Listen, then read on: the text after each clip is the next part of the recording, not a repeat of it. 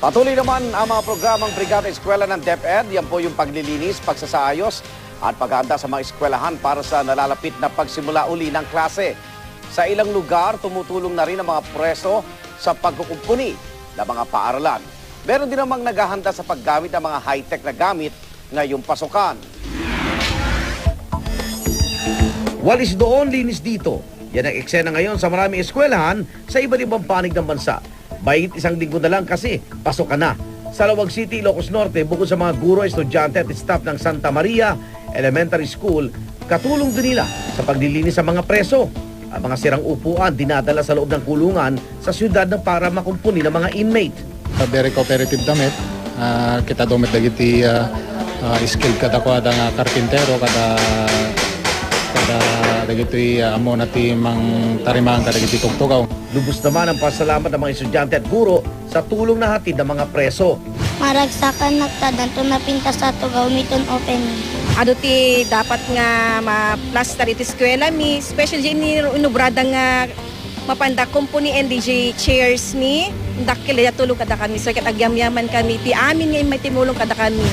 Ganito rin ang eksena sa San Carlos City, Pangasinan, kung saan katuwang din sa Brigada Eskwela program ng DepEd ang mga inmate. May nagtatabas sa mga damo, naguhukay ng lupa, nagpipintura, nagpapalitada at nag-aayos ng sirang mga upuan. Para sa ilang preso, masarap daw sa pakiramdam ang makatulong sa kapwa. Kami mga inmates kahit bilanggo kami, nakakatulong din po kami sa labas. Tulad ng ganitong brigada o kaya tree planting, doon po binibigay din po namin yung oras din po namin upang makatulong.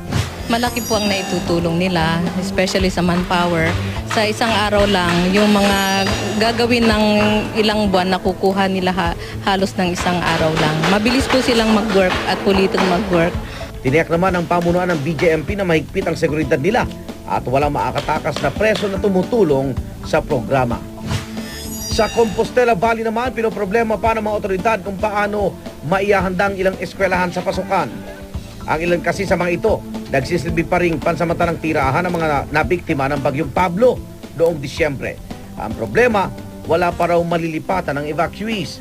Karon gipaningkamutan gani siya sa moang head, nagaadto na siya, naga-follow up sa DSWD kung asa ni dapat pamalhining nagapuyo sa tent para dili gani siya samo kay syempre ground baya ni magamit baya ni sa mga bata, sa estudyante sa ining klase, so dapat mawala na gyud sila. Sa Andap Elementary School naman, wala namang evacuees pero problema naman nila ang kawalan ng silid-aralan.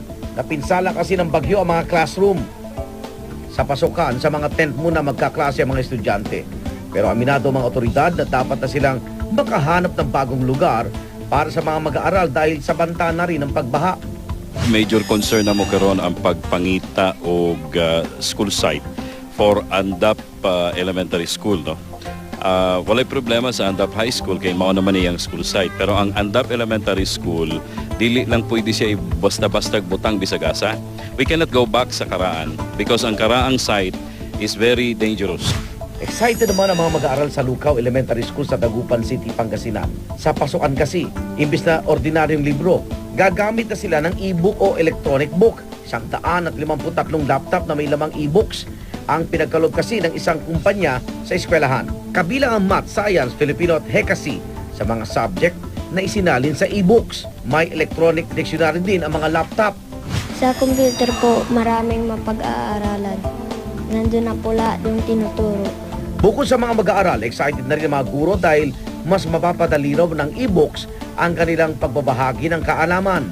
Gayunman, aminado silang malaking hamon ang paggamit sa bagong teknolohiya. So, siguro, pag gagamit sila, balance rin. Magre-research pa rin sila.